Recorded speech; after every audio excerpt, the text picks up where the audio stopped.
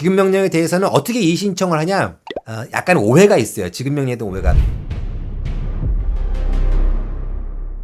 지급명령 이의신청서는 간단해요. 간단하게 나는 이 지급명령에 대해서 불복합니다. 나는 이거 인정하지 않겠다. 뭐 불복한다. 이의가 있다. 이렇게 한 줄만 써서 제출하면은 그건 지급명령 이의신청 효과가 있어요.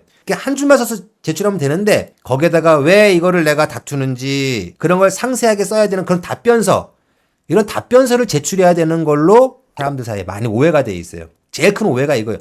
이의신청만 해서는 안 되고 답변서를 써서 내야 되는데 답변서를 쓰려고 하니 그걸 어떻게 써야 할지, 어떻게 잘 써야 할지 그게 너무 고민스러운 거예요. 주저주저 하다가 이의신청 못 하시는 분들이 있어. 법원에서 지급명령 결정문이 사무자한테 왔을 때 받고 나서 14일 이내에 이의신청서를 법원에 접수를 해야 돼요. 근데 그 14일이라는 시간이 이 직장 생활 하든지 생업에 바쁘신 분들한테는 굉장히 짧은 시간이야. 근데 그 시간 동안에 답변서 어떻게 써야 되지? 근데 고민하다 보면 또 지나갈 수도 있어요. 그런데 답변서는 필요가 없다. 답변서가 필요하다는 그 오해가 왜 발생했냐? 대법원 사이트에 가면 지급명령 이 양식들, 법원 서류 양식들이 있는데 거기 이의신청서 양식에 보면은 30일 이내에 답변서를 써야 한다라고 거기 써 있어. 그러니까 그런 오해를 많이 하는데 그 문구가 있다 하더라도 지급명령 이의신청할 때는 답변서를 안 써도 돼요. 제일 중요한 얘기, 답변서를 왜 안 써도 되냐? 지급명령 이의신청이라는 거는 쉽게 말해서 이런 거예요. 정식 재판을 하겠다 이런 뜻이에요. 왜 이 지급명령에 대해서 불복하는지를 그 정식 재판에 가서 다투겠다. 그게 이의신청이에요. 그러니까 그냥 이의만 제기하면 돼. 자세한 얘기는 정식 재판에 가서 가자. 그 뜻이란 말이죠. 그렇기 때문에 내가 이의신청서만 제출하면 이건 정식 재판으로 바뀌는 거예요.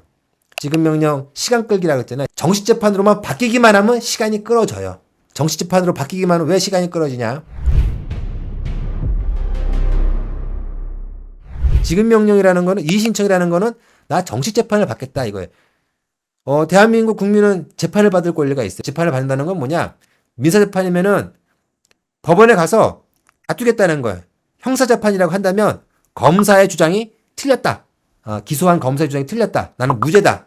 혹은 뭐 민사라고 하면 나는 빚이 없다. 혹은 있다 하더라도 원고가 주장하는 그 금액이 아니다. 이게 정식 재판을 통해서 다툴 수 있다. 그 재판을 받을 권리. 이거 인정하지 못하겠다 하면 그냥 그거는 성립하는 거. 적법한 거.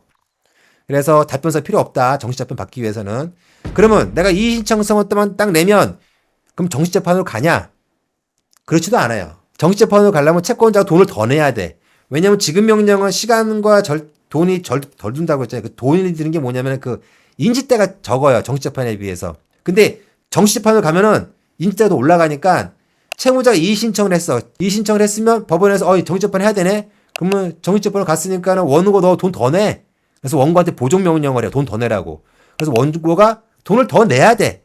돈을 더 내야 정식 재판으로 가는 거야. 만약에 원고가 돈을 더 안 내. 그럼 각하돼요. 채무자가 이의신청을 한다고 해서 무조건 정식 재판을 가는 게 아니라 채권자가 돈을 더 내야 돼. 그러면 이제 정식 재판으로 가는 겁니다. 정식 재판으로 가게 되면은 그럼 정식 재판에서 어떻게 되겠어요? 정식 재판이라는 건 다투어야 될 거 아니야. 다투려면 뭘 써내야죠. 이제 그때 답변서가 필요한 거예요. 그때 답변서가. 정식 재판에서 답변서는 언제까지 내야 되냐? 보통 이제 정식 재판에 이제 들어가게 되면은 법원에서 한 달 안에 그 답변서를 내라고 합니다. 그 한 달이라는 게 뭐야? 소장을 받는 날부터 한 달인데 보통 이제 지급명령으로 받잖아요. 이미 받았잖아. 이미 받았으니까는 사실은 정상적으로 진행을 한다고 한다면은 좀 빨리 내는 게 좋아요. 예. 그 채무자 입장에서도 재판에서 법 절차에서 언제까지 뭘 해야 된다고 할 때 불변기한은 그 기한을 놓치면 큰일 나. 그런데 답변서 30일 내야 된다? 이건 불변기한이 아니에요. 그때까지 안 내도 큰일이 안 생겨요. 지급명령 이의신청은 송달받고 2주 이내에 한다고 했잖아요. 그건 불변기한이야. 그 14일은 어기면 끝장이에요. 끝나. 근데 답변서 30일 이내에 내야 된다. 그러니까 소를 제기한 다음에 피고가 법원에서 날라온 소장 받고 나서 30일 이내에 답변서를 제출해야 되는데 그거는 불변기한이 아니에요. 30일 내에 안 내도 아무 일이 발생하지 않아요. 그래도 어디 마지노선이 있어요.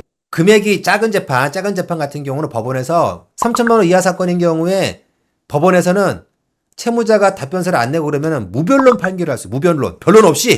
변론하지 않고 왜 채무자가 안 다투니까 무변론 판결을 할 수 있어요. 그러면은 법원에 딱 기다리고 있는데 답변서를 안 내는 거예요. 채무자가. 어느 날 무변론 판결, 변론 없이 판결하겠다. 그 선고일이 지정돼요. 선고일이. 그러면 답변서 언제까지 내면 되냐? 그 판결 선고일 직전까지만 내면 되네. 그 전날까지만. 그러면 무변론 판결 선고가 기일이 취소되고 다시 변론이 열려요. 재판을 이렇게 하면은 법원에 싫어하겠죠. 정말 내가 이 사건을 싸워서 이기려고 하는 그런 사건들에서는 가능하면 법원에 협조적으로 사건을 해야 되는데 어차피 그 지는 사건이잖아. 시간만 끌려고 하는 거니까 그런 경우에 답변서의 마지노선 그것은 무변론 판결 선고일 전 그때가 답변서 마지노선입니다.